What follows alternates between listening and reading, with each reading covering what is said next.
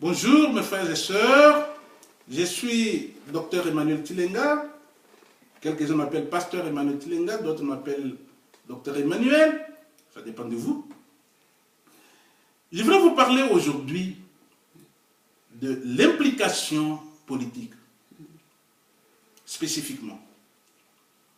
Ma spécialisation, c'est la théologie politique. Comme vous le savez, la théologie, c'est une science du discours de Dieu dans le monde, donc de la révélation de Dieu. Dieu, on ne peut pas l'étudier, mais on peut étudier sa révélation. Dieu s'est révélé lui-même. Alors, dans sa révélation, il y a l'étude de cette révélation qui s'appelle théologie. Discours sur la révélation de Dieu, c'est une des définitions de la théologie. Politique vient du mot polis, en grec, qui veut dire la cité. Alors, la cité et Dieu, peut-on mettre ça ensemble? Beaucoup de gens, quand ils voient le mot politique, ils voient tous les mal qu'on voit faits par les hommes politiques, c'est-à-dire le mensonge, les assassinats, les guerres, les injustices, la corruption. Ils se disent ça quelque chose de très sale. Comme on dit souvent que la politique est un sale jeu. Et la théologie, les gens voient comme étant la science de Dieu, les sciences de la sainteté, les sciences des bonnes choses.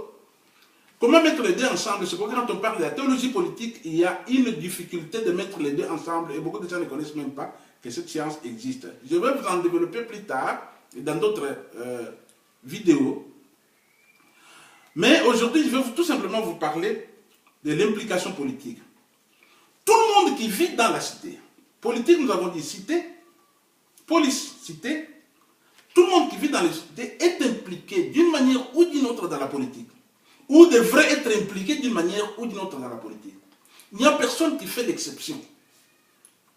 Quand vous vivez dans la cité, vous êtes peut-être né dans une maternité, vous avez trouvé les gens autour de vous, les gens là sont payés peut-être par l'État.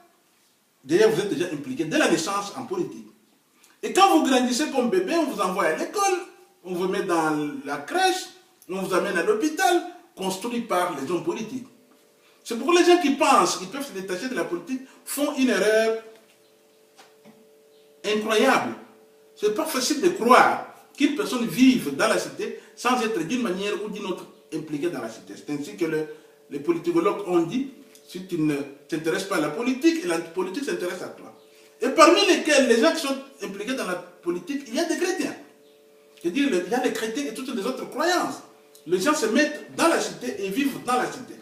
Même si les chrétiens ont deux cités, ils ont une cité céleste et une cité terrestre, mais ils sont d'abord impliqués dans la cité céleste d'une manière chronologique. D'abord, ils vivent dans la cité terrestre avant de se préparer dans la cité, de vivre dans la cité céleste. Et la cité terrestre prépare la cité céleste. Alors, comme ils sont tous impliqués dans cela, il y a des gens qui sont plus impliqués que les autres dans l'action pour le changement de la société ou de la cité. Alors nous avons trois sortes de niveaux d'implication dans la politique d'un être humain, de tout être humain. Nous avons, et tous qui vivent dans la cité sont appelés citoyens. C'est-à-dire qu'ils vivent dans la cité quelconque. Les citoyens, il y a les citoyens participants, il y a les activistes politiques, et il y a les professionnels politiques. Commençons par le premier. Les citoyens participants, ça peut être dans les deux niveaux. Premier niveau, c'est le participant de la communauté. Quelqu'un qui vit dans la communauté quelconque, il a des informations générales, il peut être impliqué dans la situation du pays. Prenons l'exemple de quelqu'un qui est dans les comités de parents d'une école, qui est dans la cité, primaire ou secondaire, il participe à la vie communautaire. Ou quelqu'un qui est dans le système sportif de sa communauté, ou le système de vente ou de commerce dans sa cité, il participe. C'est une participation communautaire qui n'est pas politique politicienne. Aujourd'hui, on parle beaucoup de société civile. Il y a des gens qui sont actifs dans la société civile. Mais il y a un deuxième niveau, toujours dans les citoyens participants. Il y a des gens qui font partie des partis politiques. le parti politique leur présente un bon plan, un bon projet de la société, et ces gens font partie de ces partis politiques, sont des citoyens participants. Et ceux qui ne participent pas à un parti politique, qui participent à la communauté, font quand même de la politique, mais la politique communautaire. Donc, les citoyens participants ont des informations générales de problèmes politiques. Ils ont des formations sur les partis politiques.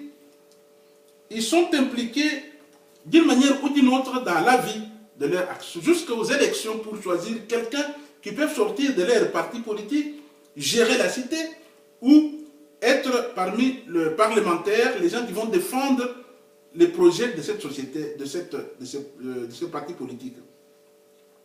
Nous parlons là de citoyens participants. Nous invitons tous les chrétiens de faire partie des participants, à quelque niveau qu'ils soient, pour jouer un rôle positif dans le changement, la transformation ou dans le bien-être de tous. C'est pourquoi les chrétiens sont appelés les sœurs de la terre. C'est pour jouer ce rôle de bien dans la société. Si vous laissez, vous n'êtes pas participant, c'est-à-dire vous laissez dans la main des païens et des impies la société, et vous n'aurez que les yeux pour pleurer, vous n'aurez qu'à vous plaindre. Il y a beaucoup de chrétiens qui se plaignent. Mais c'est de leur faute parce qu'ils n'ont pas pu participer. Il y a les activistes politiques. Sont les gens qui sont actifs dans leur parti politique, qui ne sont pas seulement des participants simples, mais qui sont des activistes. Ils jouent un rôle de participer, ou même de premier plan, mais ils ne sont pas en plein temps. Ils ne prennent pas tout le temps pour cela. Ils ont autre chose à faire pour vivre, mais les soirs, ou les week-ends, ou les temps libres, ils font des activités politiques. Peut-être pour leur parti politique, ou pour autre chose dans la communauté. Troisième niveau, ce sont les professionnels politiques. Les professionnels politiques sont peut-être les gens qui occupent des postes publics, et ces gens-là sont payés avec l'argent des participants, des contribuables. Ils vivent de l'argent de l'État, ils sont professionnels.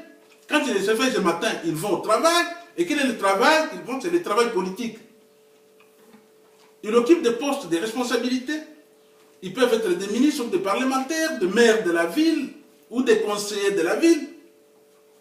Ils peuvent être parlementaires provinciaux ou nationaux.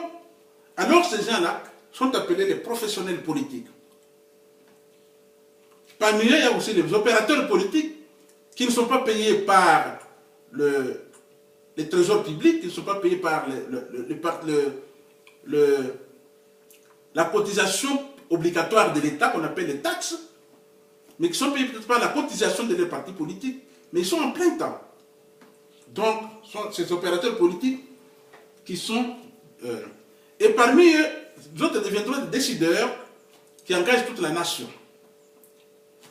Nous voulons dire à tous que de citoyens participants, comme les activistes politiques ou les professionnels, tout le monde est obligé, d'une manière ou d'une autre, de s'intéresser à la politique, à la cité, à la vie de la cité. De la façon dont la cité est gérée, de la façon dont la cité peut être gérée ou doit être gérée. Nous voulons que les citoyens participants sachent une chose. Sachent que leurs erreurs les rattrapent.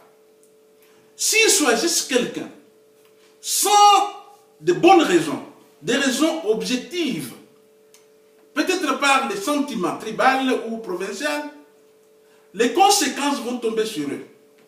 Ou si les autres êtres humains que Dieu a créés. C'est pourquoi dans les élections, par exemple, vous devriez choisir quelqu'un selon les modèles de Dieu, selon la pensée de Dieu. Mais parce que nous ne parlons pas des élections aujourd'hui spécifiquement, nous viendrons et nous aurons d'autres occasions pour en parler. Nous aurons avoir des vidéos spécifiquement pour les élections. Mais je l'ai dit en passant, que vous devez connaître chaque parti politique que vous voulez voter, ou une personne que vous voulez voter avec son plan. Son plan actuel et son passé, sa vie présente et sa vie à l'avenir, que vous pouvez découvrir d'une manière ou d'une autre. Si je le vote, qu'est-ce qu'il deviendrait? Qu'est-ce qu'il ferait pour la nation? Qu'est-ce qu'il ferait pour les autres? C'est à cause de l'amour que vous avez pour les autres, impliquez vous-même, que vous devez choisir une élection, faire une élection objective, choisir quelqu'un comme il faut. C'est pour l'amour pour les autres que vous devez jouer un rôle dans la transformation de votre cité. C'est l'amour de Dieu et l'amour des autres, vous les chrétiens, qui vous amène à penser, à participer au bien-être de votre communauté. Mais les professionnels, j'aurai aussi le temps de parler avec eux beaucoup plus profondément. Parce qu'ils sont eux qui travaillent pour le public, comme on l'appelle, la politique, ou la ville, la cité, la nation, du matin au soir. Ils doivent avoir un certain principe de vie pour lesquels nous allons développer plus tard. Les professionnels politiques, vous devrez savoir que vous vivez de la vie de paiement de contribuables. Les gens qui contribuent ne sont pas vos esclaves. Ils vous ont élus ou choisis pour que vous puissiez accomplir la tâche pour leur bien-être. Et si vous ne parvenez pas à faire le bien pour eux, alors c'est bien de se retirer ou de démissionner pour laisser la place à quelqu'un d'autre. C'est pourquoi nous disons à tous ceux qui sont présidents de la République, les ministres, d'être prêts à démissionner s'ils ne peuvent pas accomplir leurs tâches. Nous venons d'apprendre, par exemple en France, que le président a promis de ne plus se représenter, tout simplement parce qu'il sait qu'il n'a rien à offrir à la France, par exemple. Donc si vous savez que vous n'avez rien à offrir, l'honnêteté vous oblige de céder la place. L'intégrité vous oblige de dire au revoir, de laisser la place à quelqu'un d'autre, parce que vous n'êtes pas le seul au pays, vous n'êtes pas le seul dans la cité qui pouvait accomplir cela.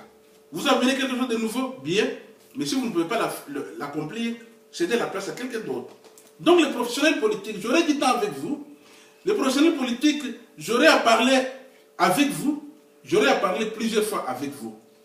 Parce que l'histoire de la politique n'a pas commencé aujourd'hui. La politique a commencé dès que l'homme a commencé à vivre ensemble. Alors, c'est le fait de vivre ensemble que nous pouvons définir qui peut nous diriger. Donc, toute personne, politicien, professionnel, activiste politique, citoyen participant, tous nous sommes appelés à nous impliquer dans la vie de la cité et de savoir où est-ce que nous allons et comment on nous conduit. Et qui nous conduit et où est-ce qu'il nous amène, pourquoi il nous amène là où il veut nous amener. C'est ce qu'on appellerait vision. Et nous aurons à parler de ça prochainement. Que Dieu vous bénisse. Merci.